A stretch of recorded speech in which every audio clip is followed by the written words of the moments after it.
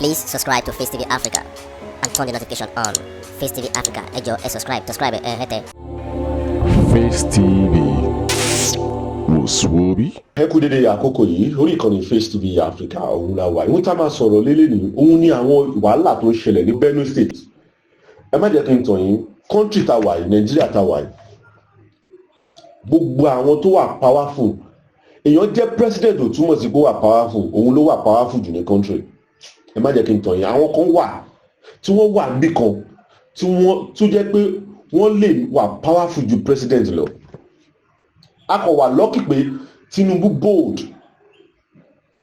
kò ń gbà fẹ́ anybody anyhow.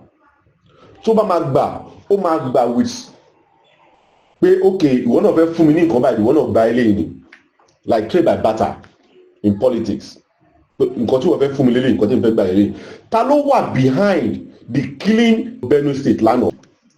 If tó bá ń ṣe àwọn politician gómìnà yìí ti ń pariwo for many months tí yìí ti ń ṣẹlẹ̀ over 200 people ni wọ́n pa lánàá. Kí ni problem wa ní country yìí? Àjẹ̀fẹ́ kí country lọ síwájú ẹ wá ń fi àwọn èèyàn ẹ fi wọ́n play politics. Ẹ fi àwọn èèyàn ẹ fi wọ́n play politics. Mo wo lady kan lánàá ọ̀rọ̀ tó sọ ara mi kàn dìde ni. Let me first play that video for you guys. I am protesting because right now we are standing on the dead bodies of our mothers, our fathers, our brothers and sisters. We have become IDPs in our own very country. These killings have persisted for years. A lot of talks have gone on. Only last year, 500,182 people were displaced. We have 21 IDP camps in Benue. These killings won't stop. Up until this moment, nothing is being done. Why? What is more crazy is the deafening silence from our leaders, the duty bearers, the people who are supposed to speak, the people who are supposed to do something. They are silent. Now we want answers. We want to know what is going on.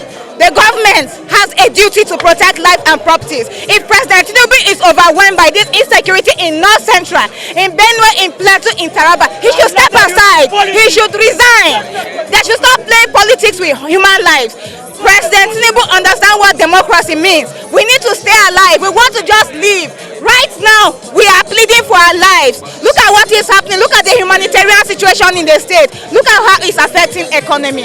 Yesterday, I saw people being maltreated, women and children crying by the roadside because they've had to flee from their communities. A woman woke up in this community. Her children, 5 children and mother were lynched. Now, because a lot of also pé àwọn politicians were behind nǹkan tó ń ṣẹlẹ̀. Ṣẹ́rí insecurity in the state. Ẹ má yẹ kí n tàn yín. Kò sí kí àwọn tó wà powerful in that state máa mọ nǹkan tó ń ṣẹlẹ̀. Resources kan wà tó wà àwọn mineral resources kan wà níbẹ̀ yẹn tí wọ́n mọ̀ ń pa àwọn èèyàn lé lórí. Now nígbà tí Pope Robert Prevost tó make announcement nípa ọ̀rọ̀ Benue State lánàá. Mi ò tí ì rí any statement from the president but mo gbọ́ wípé president order àwọn military kí wọ́n lọ síbẹ̀ yẹn but president ò issue statement. President Tinubu, you are the president of this country. If you can declare state of emergency in Rivers State, ibi tí wọ́n ti pa èèyàn 200 tí wọ́n ti pa èèyàn close to 200, you can't declare state of emergency and you cannot also issue statement until the Pope kó tó gbà tí yẹn ṣe wá issue statement tó announce. Mo ṣe wá ń gbọ́ pé president issue statement ó ti order àwọn military tẹ́lẹ̀tẹ́lẹ̀. I know that, but president needs supposed to issue statement instantly. 200 people, close to 200 people. Lọ́pàá dànù tó jẹ́ ìdú àwọn èèyàn tó dólé àwọn èèyàn dànù. What is the problem in this country? Why are we playing with the life of Nigerians? Ajẹ́ pé ra wa ní leaders. Now, mo rí ibi tí president ti ń pe governor. Tó bá jẹ́ pé àwọn èèyàn ò jáde, tó bá jẹ́ pé Pope sọ̀rọ̀ lórí matter yẹn táwọn èèyàn bẹ̀rẹ̀ sí ń protest. gbogbo fídíò tó fi ń hàn wá yẹn ojú ayé lásán lèmi kà kún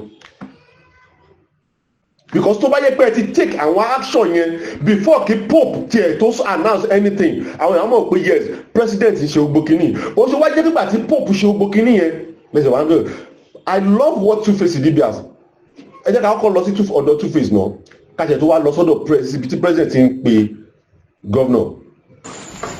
My heart is heavy,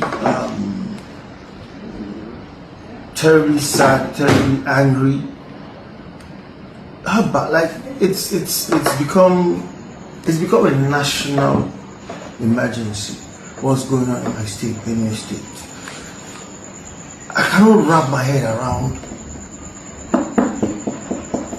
Man, I don't even know what to say at this point in time because it's gonna be business as usual. It will condemn the thing. This has to stop. This thing has to. It has to stop. It has to involve everybody. Every stakeholder in this country, every stakeholder in Benue State. You know, it's not child's play. It's becoming ridiculous. It's annoying. Haba, come on, man. I don't even know where to start expressing my sadness, my grief, my anger, my frustration for these things that keep happening over and over again. You know, every time, okay, we call on the governor, we call on the president, we call on it's how about, oh man, this thing is not funny anymore. You know, it's not funny anymore. It's gone beyond just condemning. Serious action, serious action needs to start to take place. You know, every stakeholder, we need to come together. We need to fight this stuff, but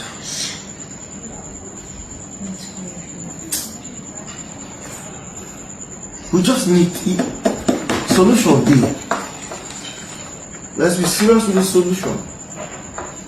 It's just now ẹ wo ṣe rí táwọn celebrity wa bá lè máa jáde tó bá lè máa support àwọn Nigerians, àwọn citizen, àwọn community ibi tó ti jáde ó nìdẹ nǹkan tó Two-Face yẹn ó nìdẹ very dark man gan lọ síbẹ̀ lánàá láti lọ protest because ìpànìyàn yìí ti pọ̀ jù kí ló dé nítorí power yìí náà nítorí owó yìí náà just be killing people for no reason and meanwhile àwọn tó ń ṣe kíní foreigner ni wọ́n máa hire wọn ni wọ́n máa hire wọn ni so I don't know the reason why our military, yes they are trying because agbọ́dọ̀ máa yìn wọ́n but àwọn kan wà ní power tí wọ́n kàn believe pé they are powerful, they can do and undo.